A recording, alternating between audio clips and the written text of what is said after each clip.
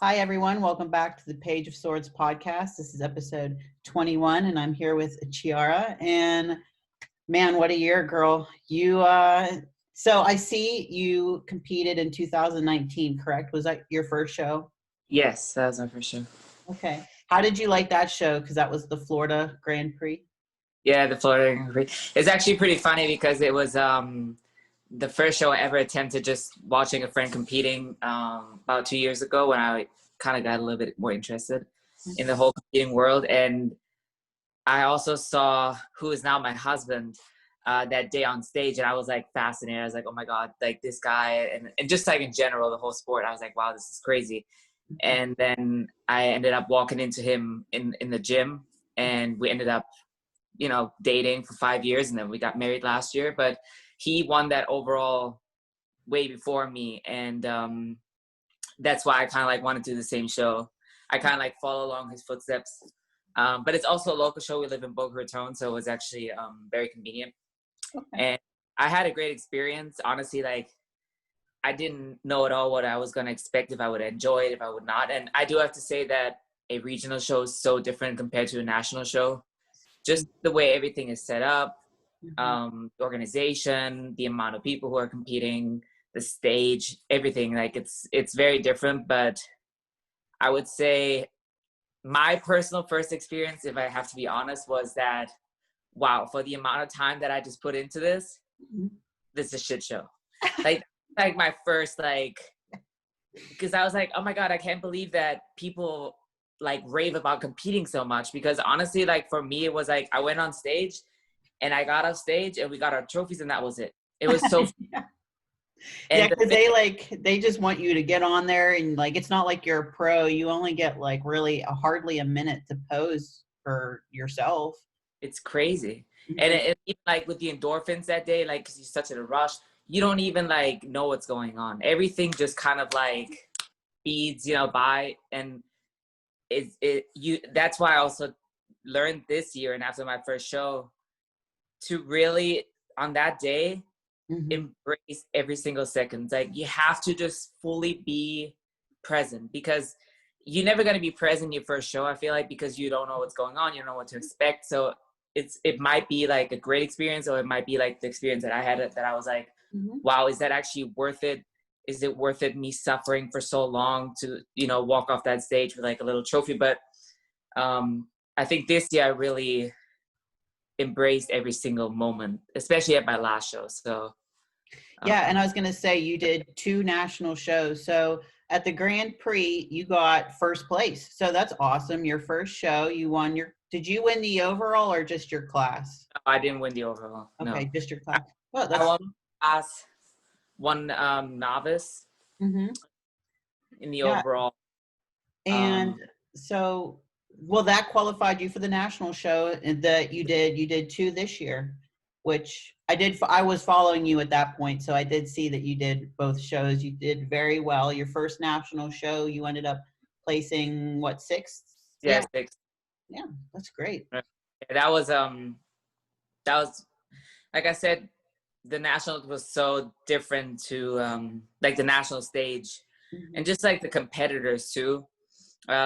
Even though I have to say at the Florida Grand Prix, I did have, I would say, like a pretty strong class. Even like the overall, it was actually some really conditioned competitors and also older competitors. Like I always find myself, really funny, being, one of the younger ones on stage.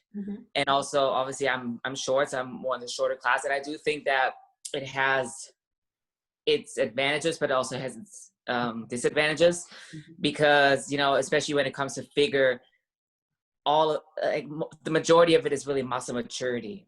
Yes. Whereas in bikini, a lot of girls genetically have that shape, and they do add obviously muscle, but with figure, it's really the muscle maturity, the density, the roundness. And it's really hard, being 23 years old, to have the complete package, to have all that muscle on you, especially because I've been someone who's coming from a very extreme like dieting history where I was, severely under eating. So it's not that I was like someone who was constantly going through bulking phases. So I do have to say that I owe a lot of it to my genetics and being short and stocky. That's kind of like my build.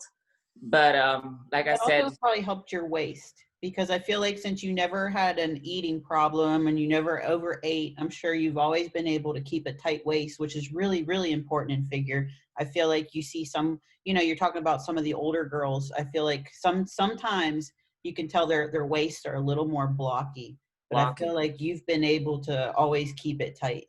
So that's an That could advantage too. maybe from the eating, but I honestly also think a majority of it is my training style, Okay. Mm-hmm. because I I don't I don't consider myself, training like Like a power lifter, like training for like PRs. I Yeah, really that's a lot. just because for me personally, like the way that I look at, bodybuilding, the sport, also just fitness in general, because I didn't start, working out because I wanted to compete. That was never my intention. But I would say that the way that I train is for longevity, and I want to be healthy. I never, knock on wood, but I never had an injury, because I live very smartly. Yeah. And I also try to avoid I try to avoid activating muscle groups, and I think that happens a lot, with specific training styles, and that's why a lot of women or men have blocky weights, because there's certain training styles where you do engage a lot of other muscles that you don't want to necessarily focus on in that moment. And then obviously, like over the years, so for me, the intention is always whatever muscle group I'm training, whatever muscle I'm focusing on, it's that muscle, that's kind of like the way that I kept my waist small. But I also think that at the end of the day, it's the posing, in figure. My waist, if I'm just standing naturally, I would never consider myself having a small waist, in all honesty.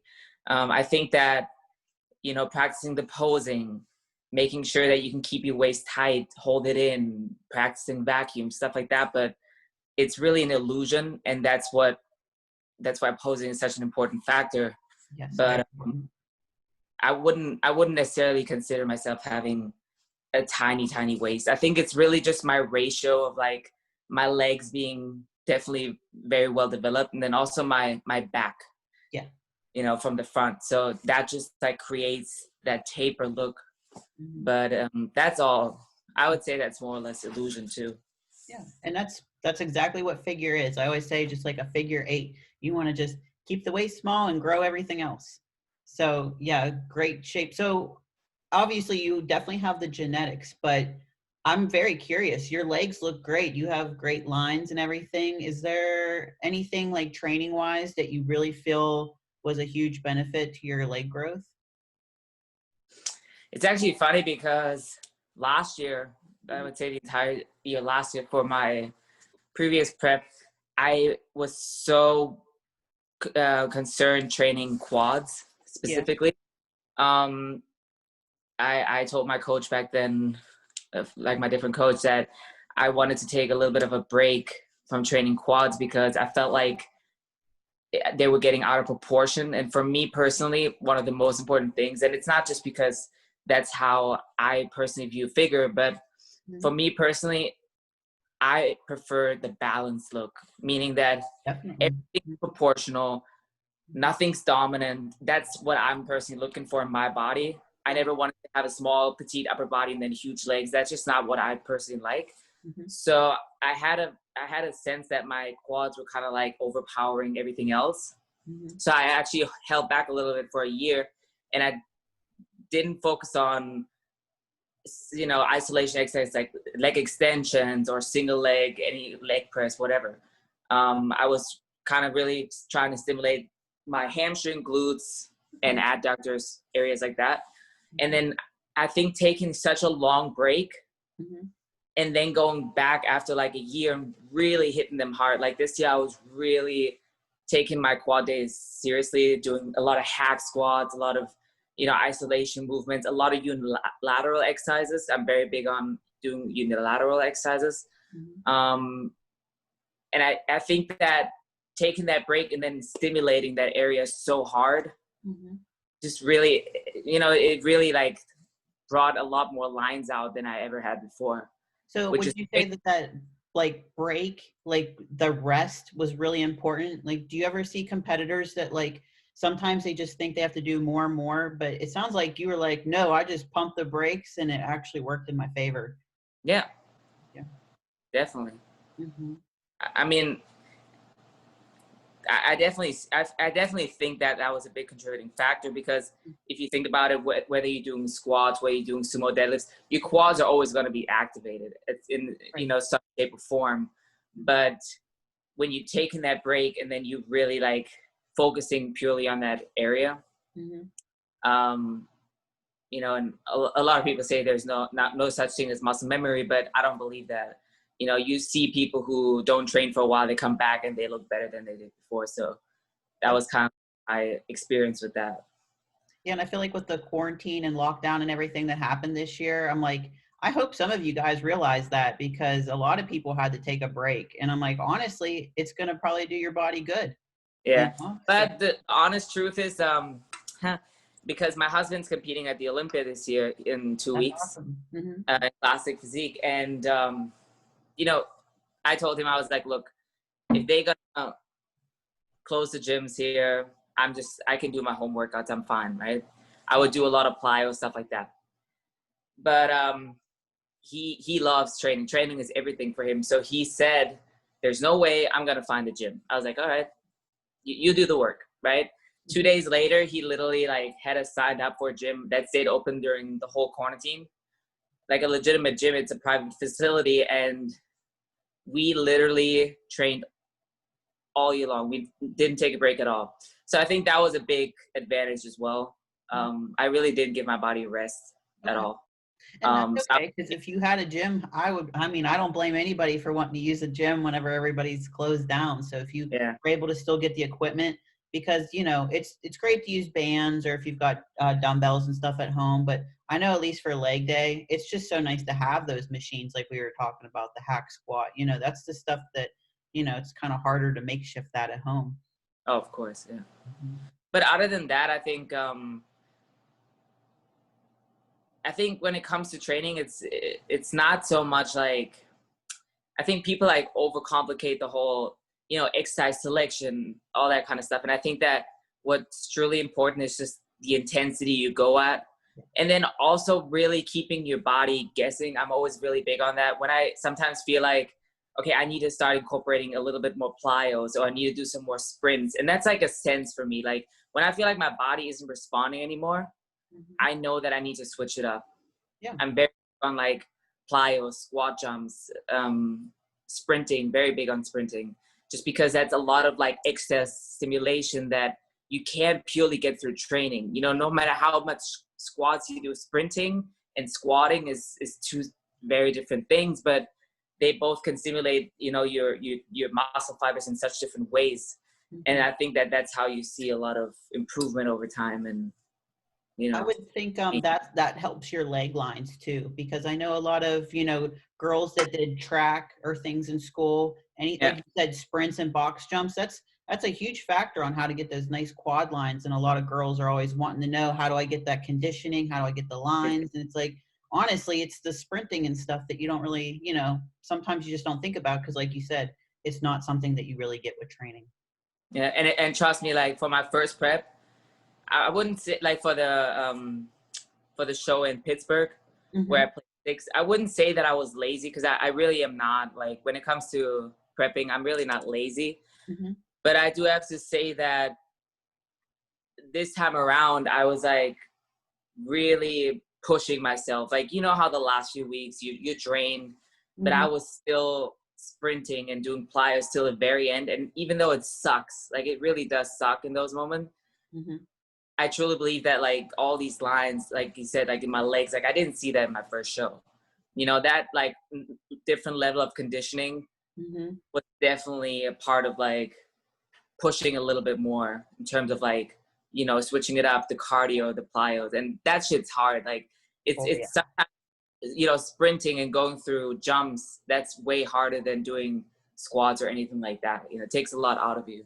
It does, because you're almost like sometimes you just can't breathe. Sometimes you're just like, what if I fall? And then you get scared. Like this is just things like in your head that you kind of have to fight along with the pain. Yeah. Yes. And so I'm curious too, like when you were doing your sprinting, like what did that look like? But I was doing your legs. Yeah, the difference is crazy, right?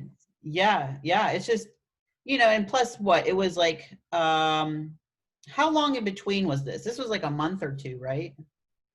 I think that was 10 weeks in between. 10 weeks? Okay, so you had like 10 weeks to like really like make those improvements too. So that's a big... So we made, between these two preps, I mean, that was like night and day. Everything. Yeah. From supplementation protocols, everything was... It was tweaked 380 degrees. Like honestly, like it was like a whole different ball game, a whole different prep.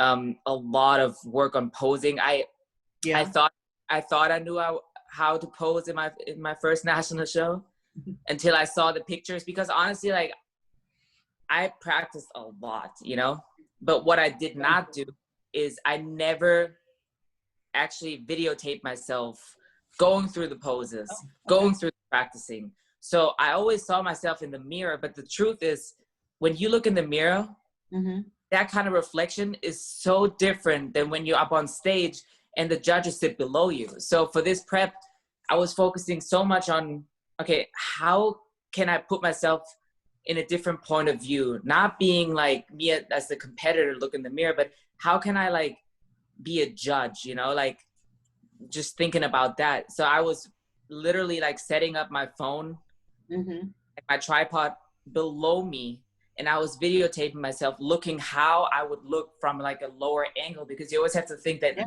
judges sit below you. And I saw so many things that I didn't like.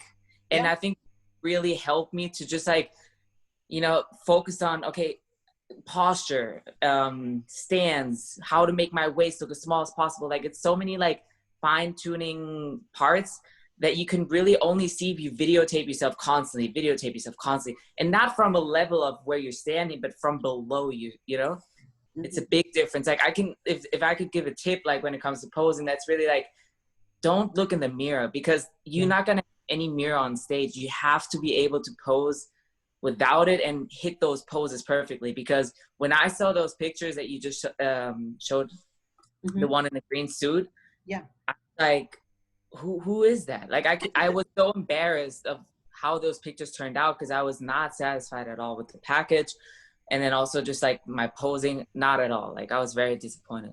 But that's great. I bet that really like fueled your fire. I mean, honestly, like doing your first national show, I mean, it's good that you could take something away from it to take to the next show.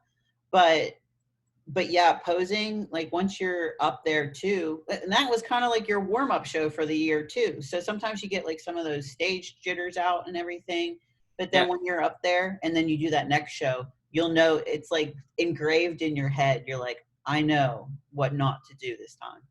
Yeah. And I was practicing until, because I'm a perfectionist, like I really am. And I'm very hard on myself, but I was really, I wanted to be able to do my routine and to be able to go through the turns in my sleep. Like I just wanted it to be effortlessly, not thinking about it, because when you go on stage, you black out. So whatever you practice is going to come out naturally, right? So if it's shitty, it's going to look shitty, honestly. And that's why, like, if you condition yourself, you have to make sure that there's no mistakes in your practicing routine every day. And the vacuums help too, right? With your breathing on stage, so that, like you got to keep that shit in, because the judges are always looking. You can't let that gut go, and that's another thing people don't think about, is like, even when you transition, keep it tight. Yeah. And then you just showed the pictures from my first show, right? Yeah. So it's just, and honestly, I have to tell you, that suit, that burgundy suit, I love that suit. And I was going to ask you that, because I was wondering, because you went to green, but then for your, for nationals, you went back to the pink or burgundy. And I was going to ask you, do you think that helped? Did that just like help your look? made all the difference. Like, I'm very confident in that specific color. Yeah. It's not the fit of the suit. It's just that color that I really It's love. the color. Yeah. Yeah. And the green. So my posing coach, he was like, "Oh, you know, since you're blonde now and with your skin tone, I think we need something that pops out like a green." Yeah. And I told her, I was like, "Are you sure? Like green? I don't know, right?" As soon as I got that suit that day, the green one, Yeah. I was like, that's not my suit. Like I just didn't feel comfortable. And that's another thing. Like, you have to feel comfortable in your poses, but also like your hair, your makeup, your suit. Like, it's all like, if you don't wake up and you don't feel comfortable after you have all that shit on you, and you feel like, oh, these earrings are too heavy, they're too big. How are you supposed to go on stage presenting yourself as like feeling sexy, feeling good? You know, it's really difficult. Like, so for this show, I was like, look, I want to feel as natural as possible. I don't want to feel like I'm wearing anything. I don't want my hair to be like greasy and curly. So I was like, naturally, I have straight hair. I'm going to keep my hair straight. I'm going to have earrings that are nice and light so I feel good. And I just have to say that that morning, everything was just the way that I imagined it to be. And I felt good. Like, I didn't feel I needed to change anything. And that's where you want to be on show day, you know, like just feeling 100%. That's and the judges will see it too, because cool. if they can tell by your face, I mean, they can tell. They'll see competitors all day long, believe me, because if you're grumpy, they're just gonna, like, they don't want to look at you. And if you've got all the confidence and you're smiling and you look like you're having fun, I mean, I'm assuming, was Sandy one of the judges at this show? Yeah, she was the head judge. Sandy, she loves that. She can always tell when girls are having fun, so it really reflects, you know. And even with the makeup, like, because with those other pictures, I'm crazy, but I literally, like, because I zoom in the pictures and I look at everything, and I was like, I also really didn't like the makeup. Like, I feel like it closed up my eyes. So when I went to the same makeup artist, her name's V, the makeup artist. She's amazing. And I showed the picture. I was like, look, because I'm really big into makeup. I do a lot of different looks on myself because I like to just see what looks good and whatnot. But I told her, I was like, we need some color in my face. We need, like, so she did my makeup like the burgundy, and the makeup, like I said, everything matters. And that's what sometimes people forget. It's not only the physique. You can bring a very nice physique, but the whole package has to be flawless. Yes. And it's something that you have to put a lot of time into, and a lot of like visualization. Like, how do I want to like see myself? You know what I'm saying? Like, it's so important. And I think that so many people forget about that. They do their own stage makeup, and it's like, it's not that easy. You can't do your own stage makeup. You know what I'm saying? Yeah. It has to be like done professionally, because it's not like your everyday look. No. You know, you working with different lights, you working with, like, everything has to be like, you have to just invest in that too. Money, it's like, you know, you're already so busy that morning. You got your tan, you got your hair. I mean, I want that day to be easy that morning. You know, you're up early, you're hungry. I mean, you're just trying to keep your nerves down. You know, get the hair done, get the makeup done, relax before the stage. You know, it's the little things. It's the little things, for sure. Yeah. So you switched the color of your suit and you felt good about it, and you feel better with straight hair too, like you said. Isn't it easier to move over your shoulder? I do, but there's also a lot of things. Like I said, I'm crazy, but everybody has like their insecurities, and everybody has like something like, oh, my face is very round, my face is very squared, whatever it might be. My nose is this, my eyes are this. So that's why I'm saying, like, for me personally, I feel the most confident with straight hair because it makes my face look thinner and like not so round, right? And it's just like little things, but at the end of the day, like, it's all in your head, but you have to feel comfortable because you're going to show it. So that for me was just like, you know, sometimes less is more. Yeah. And it's the same with the hair. Whenever I have curls, I'm like, this is just not me. Yeah, It's and not. there's nothing like when you pull your hair over for your back, and like, because that's so important. Like the back is like the prize piece. So it annoys me if like there's like one piece of hair that got left behind, and you're just trying to focus on your posing, not your hair Yeah. at that time. So it's just easier for one quick swoop. I think straight hair is just easier to move. Oh, of course, for sure. Yeah. I was curious what your so at your first show, like, do you remember what the feedback was at the Florida show, Grand Prix? Honestly, the feedback was to Because you got add first place, and then you were like, probably like, I want to do nationals. So did they like tell you to bring up anything? definitely add more size, definitely bring up my back, my glutes, hamstring glutes. Mm-hmm. Like I said, because I do feel like I'm very balanced, Mm-hmm. right? I feel like I just need to improve everywhere. Like that's Yeah, like that's how we all are. like that was my feedback. Like it wasn't like, oh, you really need to work on your shoulders, or you really need to work. It wasn't like a specific body part. It was more like you just need overall more muscle maturity. You need to grow into the figure division, you know, like Mm-hmm. grow into it, like enjoy the process of growing into it. Yeah. But other than that, I mean, and then obviously like, you know, stage presence back then, the first show is always going to be a little bit awkward. Yeah. Mm-hmm. And you know, but usually they don't really focus so much on that. They're kind of forgiving at the regional level, but you know, when it comes to They like conditioning. I feel lack like the parts, size is just like, okay, but then if they can see a girl that has a little bit of size but really good conditioning, she might not be the biggest girl, but they like to reward conditioning, I think, at most like regional shows. sure. Mm-hmm.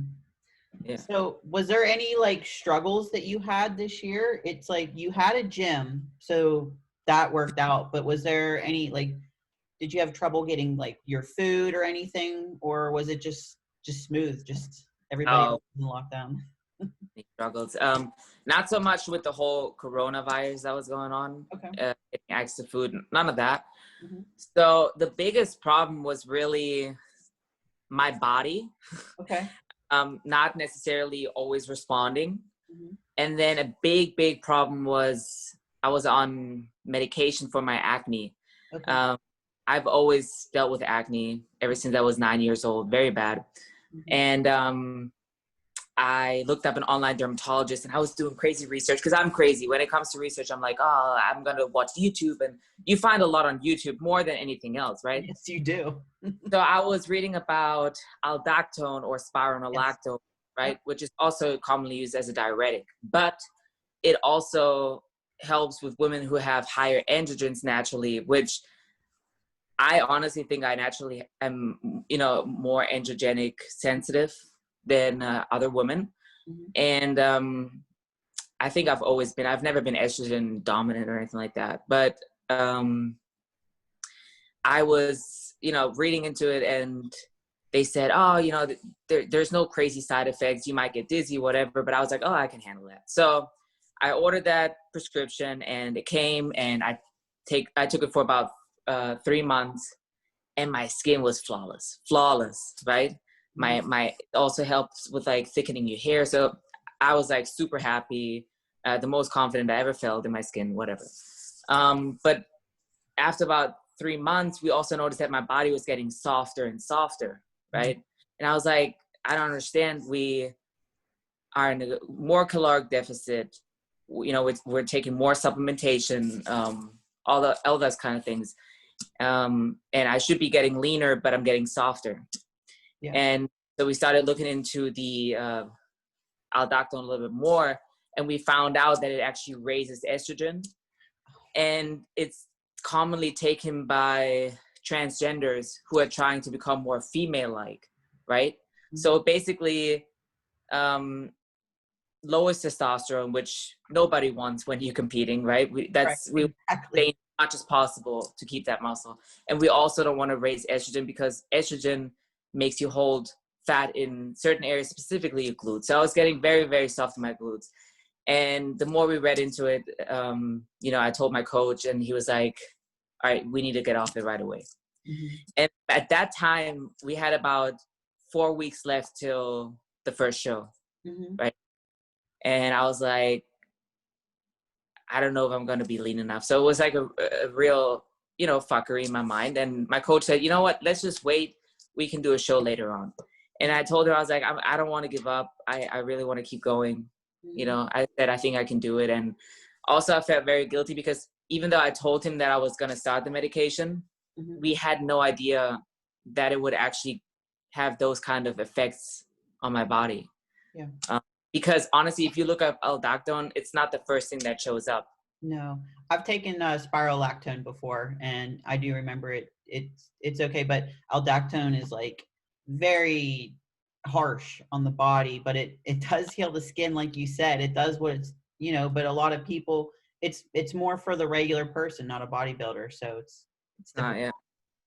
Mm-hmm. So yeah, I told him I was like, I think we should keep going, and he really killed me. I had to diet really hard. Yeah. And like I said, if it takes about 3 months for your body to respond to a hormone, it usually takes about the same time for your body to change again, right? Yep. So for the first year, I was just honestly, I wasn't lean enough. I was still very, I would say, estrogenic during that time. And that's also why like there was such a significant change from the first show to the last show that I did, because by that time my body was just way more regulated again, hormonally wise, you know. It was responding much better. Was definitely getting, you know, way leaner in my lower body as well. And that's just, you know, it's a great learning lesson because, you know, even for other coaches, even for other girls, it's something that we both never experienced. Like my coach said he never experienced during his whole you know, career that someone was taking an acne medication, which then has so much impact on your physique. So it's just cool to kind of like learn about it and, you know, hopefully I don't know, educate other people about it, because it's something that can happen, you know. Yeah, that's why I like having this podcast. I feel like everybody has something in their story or journey that might help somebody else, because it is like you're probably, you know, like you said, you're a perfectionist. You're doing everything that your coach is telling you to. And then you're just kind of like, well, you know, what could it be? And, you know, like you said, it's the medication and it's as easy as coming off. But at the same time, I completely understand why you're just like, oh, how could I not think that that was the reason? But, you know, the body is very frustrating sometimes. It's crazy. It really is. I mean, and it's crazy how, you know, especially when it comes to hormones, how much the body responds and how quickly and how careful you have to be with everything, you know, making sure everything's regulated. It's really not that easy. And it was also a really hard decision for me to make because, you know, one part of me is like, I love competing. I love being on stage. I love seeing my physique lean. But the other part of me is also like, I want to have beautiful skin because I don't want to have scars for the rest of my life. And it's like this battle in your head, which is like, what is more worth it? Like, am I able to sacrifice my skin for a perfect physique? Or do I want to have perfect skin and then not be the most conditioned athlete on the stage? It's very hard mentally. So I did find other ways to keep my acne at bay. I did, like I said, a lot of research.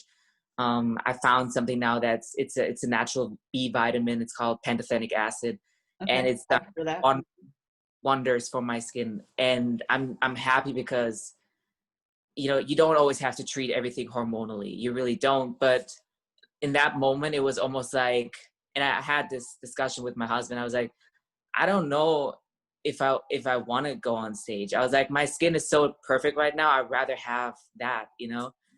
It is. People don't realize that how important our skin is.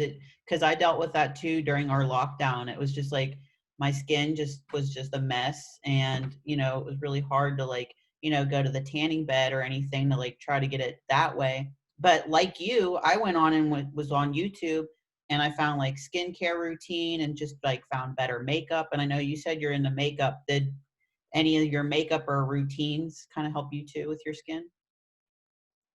I mean, I do a lot of like the whole skincare. Yeah. It's crazy of how much skincare I own nowadays. But I'm trying to, like you said, make sure that I don't purchase makeup that is either very cheap, or I also try on a regular basis to not cluster my face in foundation anymore like I used to. Just because right now I also don't need it. When I was breaking out, I wanted to cover myself, slaughter myself in foundation. Just like hide Um, it. and Yeah. nowadays I'm like, look, if you have imperfections, whatever, it's a part of it, but it takes a lot of time to like get to that confidence. And I do believe that that weekend when I won my pro card, I think that it gave me a lot of confidence that transferred over to so many different aspects of my life. Yeah. Because it kind of like, it rewards you for a lot of like the daily effort you put in. You know what I mean? Like all the little things that you conquer throughout the year, and like the mental battles, and things like your skin and whatnot, insecurities. But at the end of the day, like it's not the body you get rewarded for. It's not your face, your this. It's almost like you just have to be okay with like the person you are. And it's hard. Like I still struggle with it, but it gets better. Yeah, I would agree that it's a learning process. Every prep's different. And, the fact that, your first show, you made mistakes that you definitely took from and learned from, took it to the next show.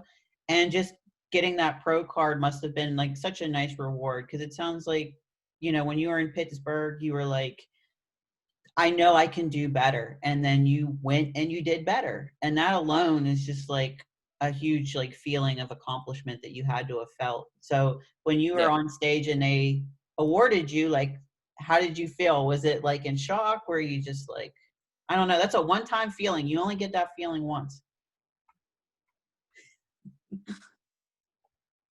I honestly, like I said, because I felt like I was so present in that moment, like just, I was trying to just focus on everything that was going on in that moment. Like, looking at my, like, kind of like really like seeing the people that are there too, because that's such a big part of it.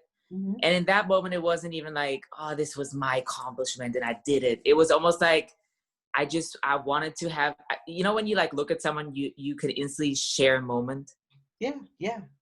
Because there's like an equal connection. And I had that with like when I saw my husband, like, cause he was standing there taking pictures and whatever, but we have that connection because, he's been on stage, he won, various shows, and then having me like that moment, it's just like a connection that you feel that you can't describe. But it wasn't like this was my accomplishment. It was like this is what we've done. It's like it's a team effort, and it's like my coach was there and my husband was there and like all my friends were there. So it's like it's almost like a feeling that you can't describe. But it, like I said, for me, it was more like we did it. Like a team. And that felt real good. And PJ, is PJ still your coach? PJ is still my coach. Okay. PJ is actually my boss, my coach, a very good friend of ours. I actually I also work at Blackstone Labs. So they're not just sponsoring me, but I'm also an employee there. I actually take control of like all of PJ's top athletes. Okay. I make sure I take care of them. I do a lot of assistant work for PJ, and like you said, he's also my coach. And it's been a really great journey with him, because I only had one coach before from my first show, but he's very, very attentive. Like, you check in with him every single day. He's very detailed. He can sense when something's off, just by like seeing your check-ins, like the way you posture, the way you look. And he just tries to like really navigate you through everything and not making excuses. So it's almost like we have that same vision. Like I always say, just like a soldier, like kind of like just do your thing. And he's like that too.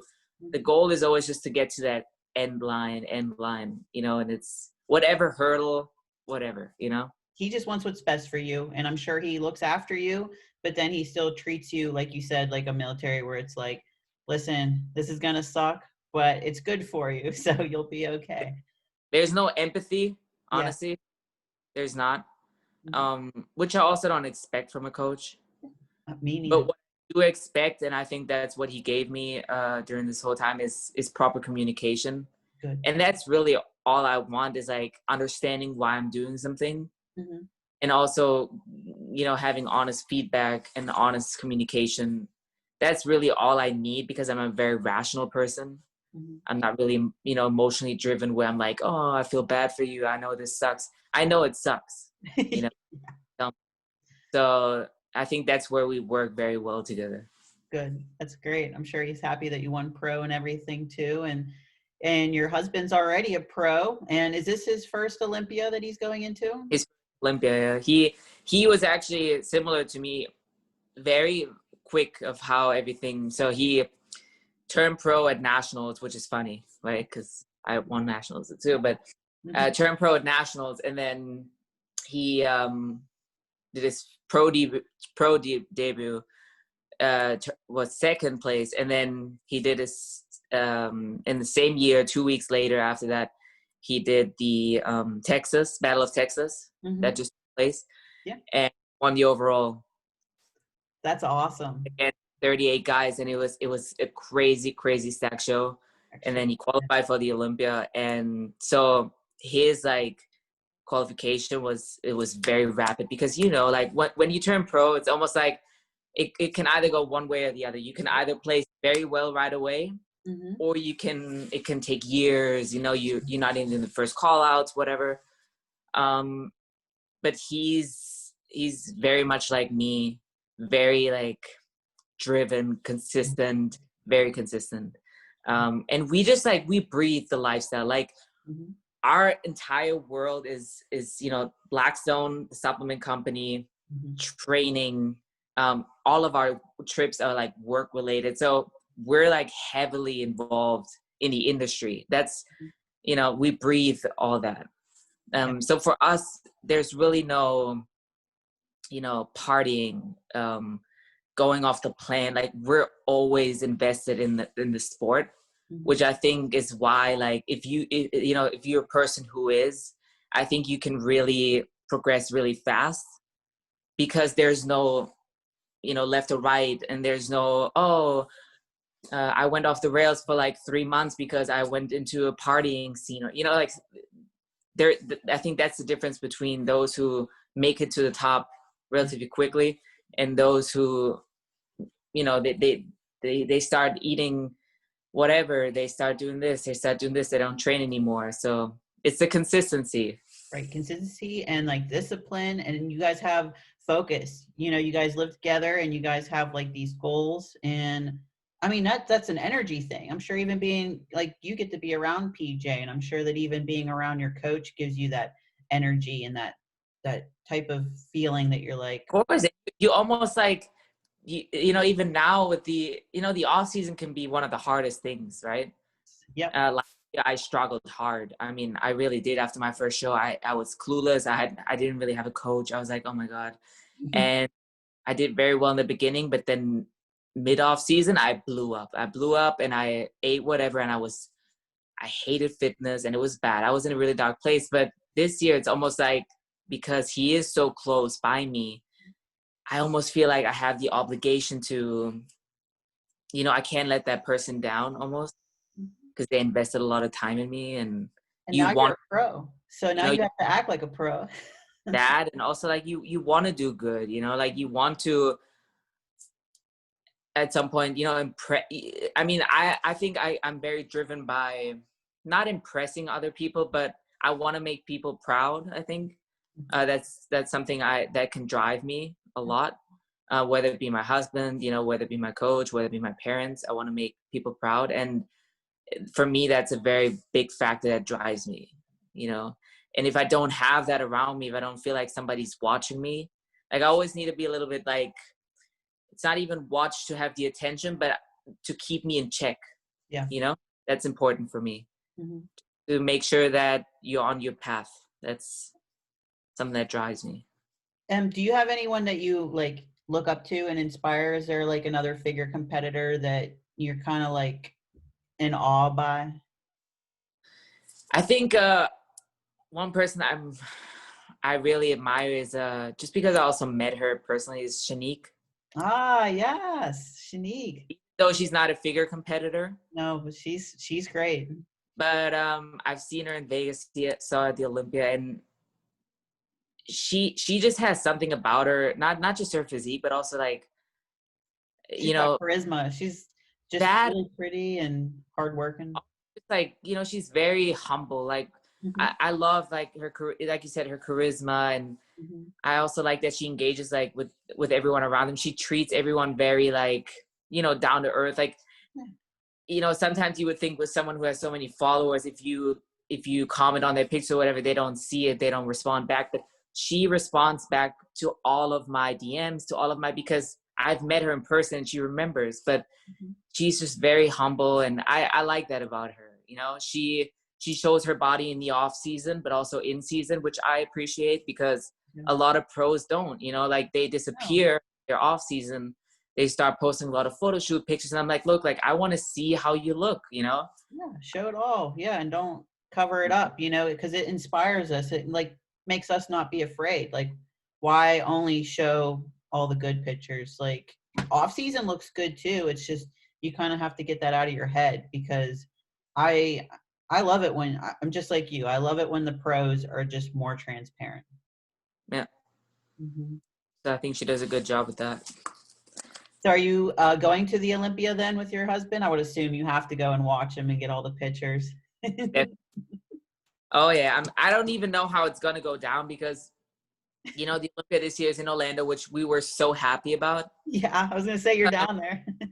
I was like, this is great, because traveling on prep is, and I learned that the hard way in Pittsburgh, but it's not fun.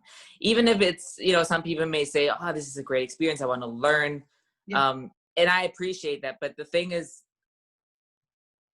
your body does weird things. That's why I want to learn, because I actually would like to do a show next year and travel. But that's the thing that I fear is like what you're going to say. I'm sure when you fly, you hold on to water, you get a little stressed. It's really not. I think it also depends on you as a person. I'm someone who likes to be in control, so I want to control my variables. And I just felt like, this time around, because my show was in Orlando too, it was so easy. We got in the car, we had all our food. When you go through like security, and then they're like, oh, there's, some sweet potato there, you can't bring them. Like, look, like it's very stressful, the whole process of like even making sure your stuff is coming with you. Your suit is going to be there. Like I always, when I travel, I bring my heels, my suit, everything that I need for show day, I have in my travel bag, because I'm like, I've experienced like sitting with it. Is not arriving, and then what? You know what I'm saying? So I just felt like when we were driving, I had just a lot more like, it was just very calm. My body wasn't stressed. And when you're very lean, like everything is just like uncomfortable. But at the same time, you have to experience it for yourself, Yeah. My husband is the same way, like I am. And when he heard that the Olympia is going to be in Orlando, he was like, wow, it's perfect for you guys. Oh my God. Yeah.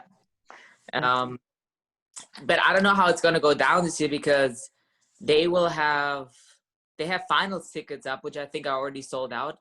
Oh, really?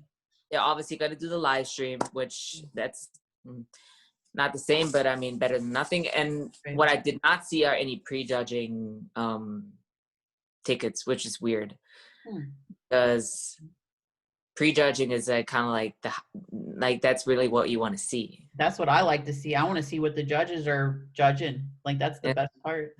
So there were no tickets for prejudging.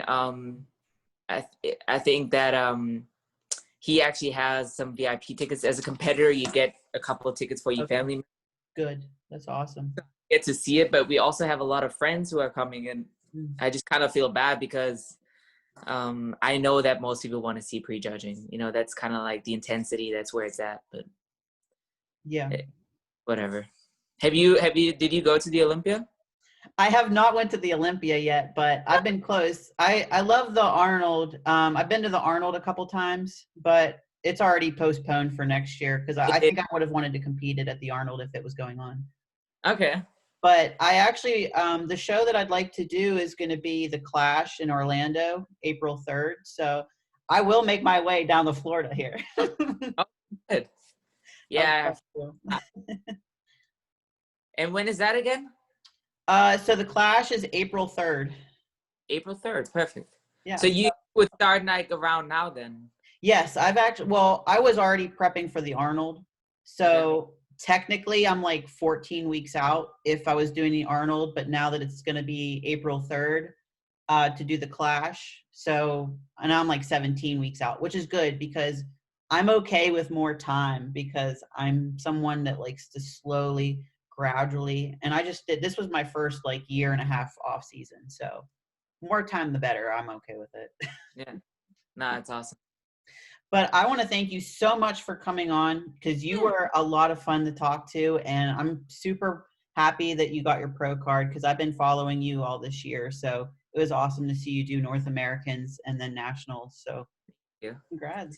So you're going to do the Clash and then you're going to qualify for that. Yeah. I would like to. Yeah, I was actually qualified. I won my class at my show in 2019. And I actually wanted to do North Americans. But I decided just to do a full off season. I figured that it wasn't going to hurt to grow a little more. But yeah, honestly, I saw Junior USA's is going to be in May. So perhaps if the Clash goes well and I do well, then I can maybe go into Junior Nats in Charleston. So that's kind of my plan right now. Yeah. And one thing that I can give you also as it's not advice, but it's something that I live by. Yeah. And I think it helps is that I don't plan. Yeah. When I entered my first show, first of all, I never thought I would win my class. I never thought I would qualify for nationals. I never thought that I would want to have my pro card.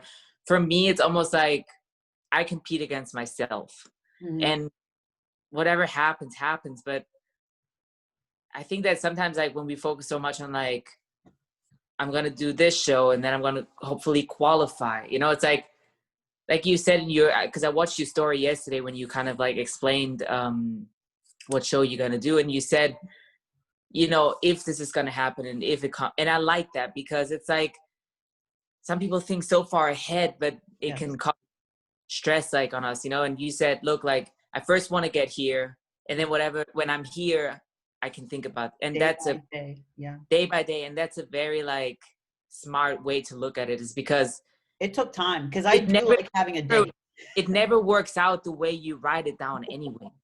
You know, life is so unpredictable and like everything around us is so unpredictable. And like the way that you explain it is so right. Like if I get here, then I can think of the next step. You know what I'm saying? And that's how I live too. Is like, let me first like try to get there and then we can see, you know?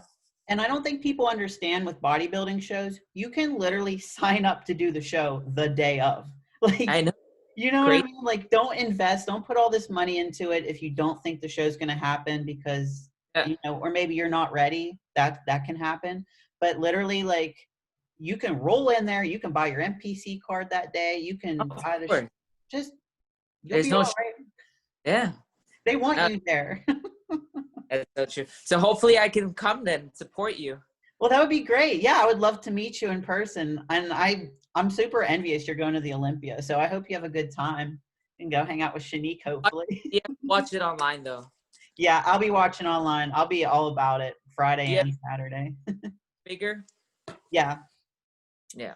Yep. Oh, what's your Blackstones code for everybody listening? It's Chiara Abel. Okay, so and your Instagram? My first and last name combined. Okay. And then your Instagram is the German Mini Beast. Yeah. And that's only because I'm 100% German and I need to let people know that I'm mini and a beast, but also German. So Are you 5'1"? How tall? I'm 5'2". Okay, 5'2". I'm 5'3", so I'm not very tall either. Okay, honey. Well, thank you so much for coming on. I appreciate it. And I'm going to get this uploaded tomorrow. So it was great talking to you.